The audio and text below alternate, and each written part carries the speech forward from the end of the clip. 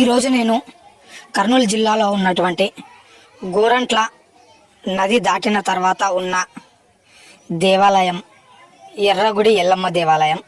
ఈ దేవాలయానికి వచ్చే సమయంలో తెల్లవారుజామున మంచును తర్వాత ఒక వాగును దాటి ఫైనల్గా దేవుడి దగ్గరికి అయితే చేరుకోవడం జరిగింది. ఈ ఎల్లమ్మ దేవాలయం నదీ తీరాన ఉండడం వల్ల ఈ దేవాలయానికి రావాలి అంటే నదిని దాటాల్సి వస్తుంది. ఇక్కడికి వచ్చిన తర్వాత అయితే చాలా ప్రశాంతంగా అనిపిస్తుంది. చాలామంది కూడా భక్తులు ఇక్కడికి వచ్చి వారి ముడుపులను చెల్లించుకుంటూ ఉంటారు. సంతానం లేని వారికి, అదేవిధంగా ఆరోగ్య సమస్యలతో బాధపడేవారు ఈ గుడిని దర్శించుకుంటే ఖచ్చితంగా ఫలితాలు ఉంటాయి అని కూడా అంటున్నారు.